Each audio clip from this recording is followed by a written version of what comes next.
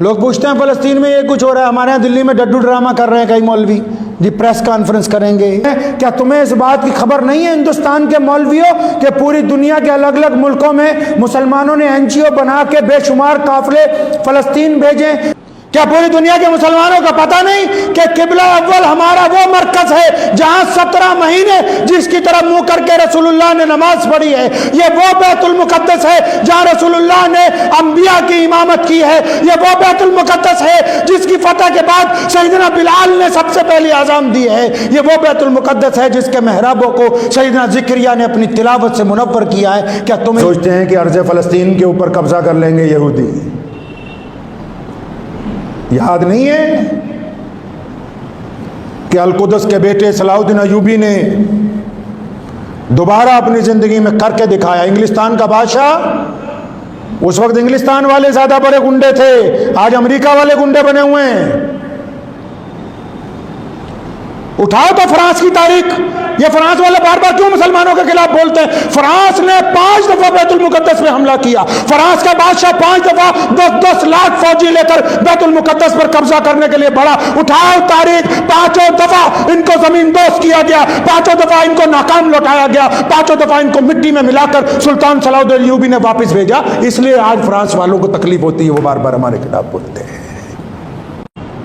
आज अक्सर लोग मुझे पूछते हैं, अलग अलग मौलवियों को आप भी पूछते होंगे, फ़लस्तीन के अंदर मुसलमानों पर जुल्म हो रहा है, फ़लस्तीन में यहूदी बम मार रहे हैं, फ़लस्तीन में यहूदी मुसलमानों पर तशद्दुद कर रहे हैं, हम क्या करें? तो मौलवी कहते हैं दुआ करो।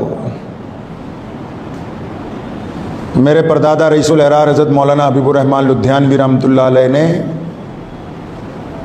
40 साल अंग्रेज़ के ख़िलाफ़ लड़ाई लड़ी और जब मुल्क आज़ाद हो गया तो पाकिस्तान नहीं गए।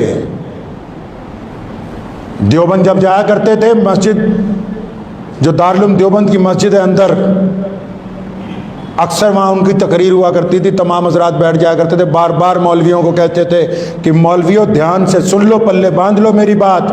बुज़दिली का दूसरा नाम मसलहत पसंदी है। अगर तुम मसलहत की तरफ चल चुके तो फिर तुम्हारे हाथ से इज्जत और नामूस सब कुछ निकल जाएगा।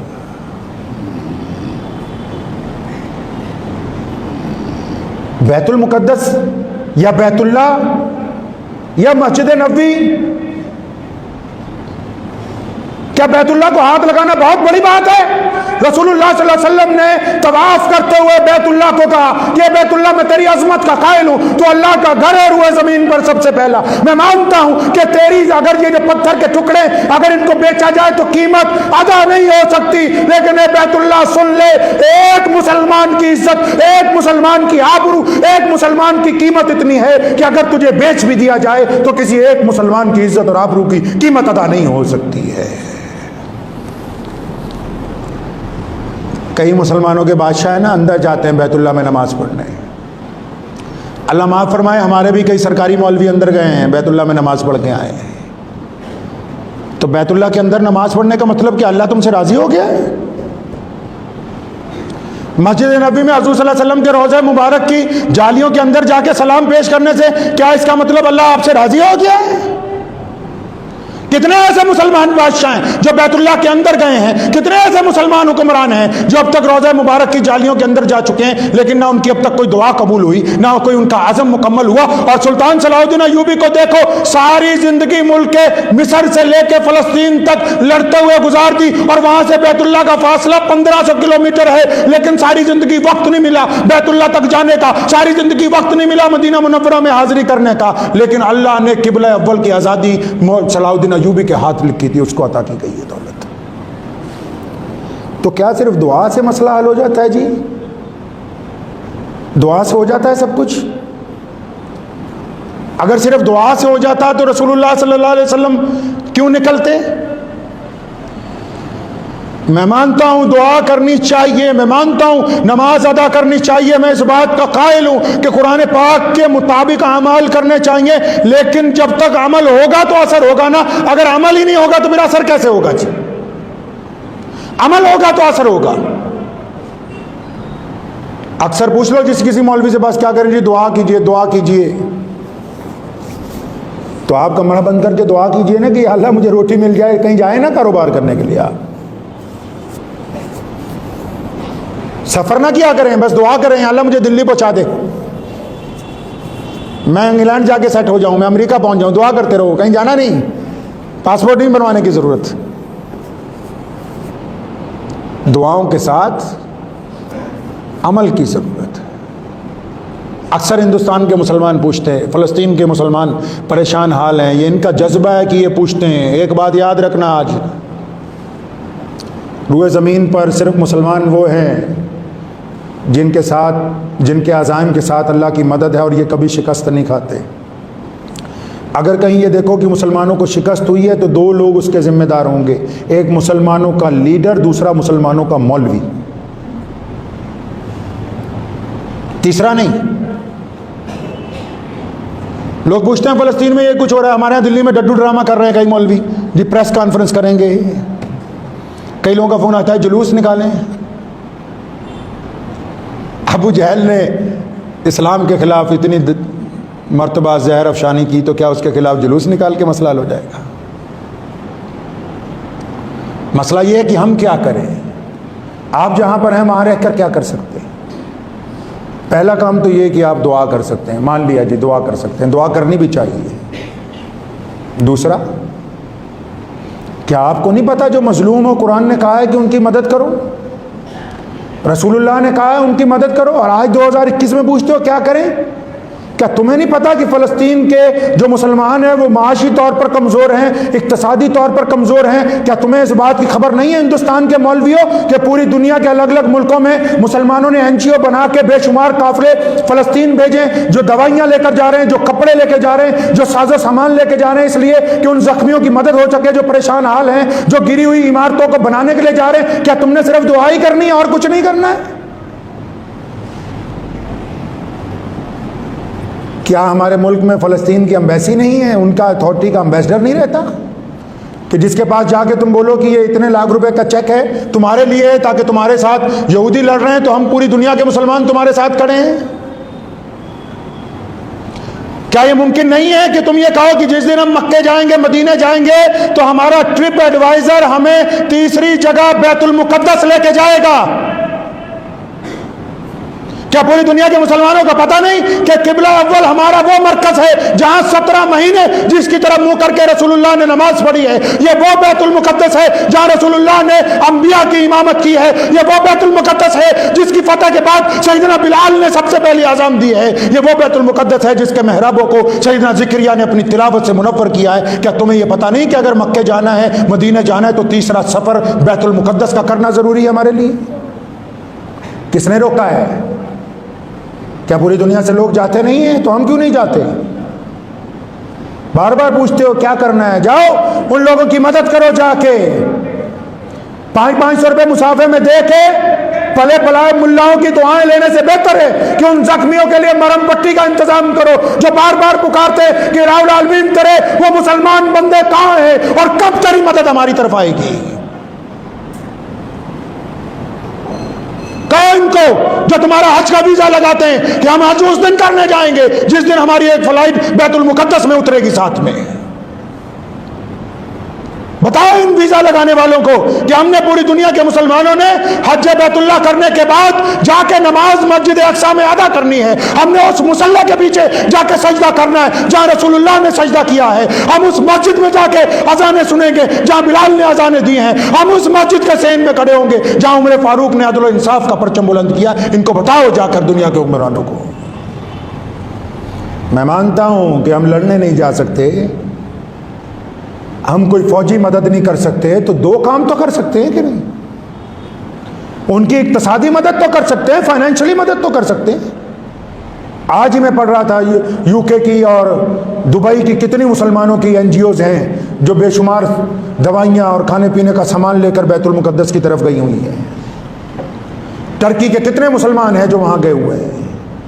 बार बार हमारे मुल्ला शोर मचाते हैं कि भारत में दुनिया के सबसे ज़्यादा मुसलमान रहते हैं। अरे रहते हो तो कम से कम उन मुसलमानों की भी तो खबरगिरी करो जो तुम्हारी तरफ मुतवज्जो हों।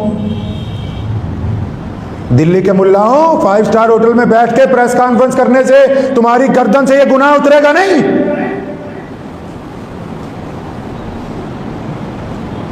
सिर्फ एक कागज का टुकड़ा अखबार को बेचकर बरी नहीं हो सकते हो। रसूलुल्लाह ने फरमाया ईमान वाला वो है, फरमाया जो अब अगर बुराई को देखे तो उसको अपने हाथ से रोके। फरमाया दूसरा दर्जा वो है बुराई को देखे तो अपनी जुबान से रोके। फरमाया तीसरा दर्जा वो है कि अगर बुराई को देखे तो अपने दिल में कम से कम बुरा माने। तो हम तो इन तीनों दर्जों में से किसी में भी नहीं, तीनों में से किसी में भी नहीं आ रहे हैं। आपने क्या सोचा कि फेसबुक और व्हाट्सएप पे मैसेज फॉरवर्ड करके निजात हो जाएगी? और कईयों को तो माशाल्लाह फेसबुक और व्हाट्सएप भी चलाना नहीं आता। इस्लाम के खिलाफ जो बात आई वो भी सबको भेज रहे हैं, इस्लाम के हक में जो आई वो भी भेज रहे हैं। सहाबा किराम का असूल था, रसूलुल्लाह के खिलाफ जो बात आती थी उसको डिलीट कर देते थे।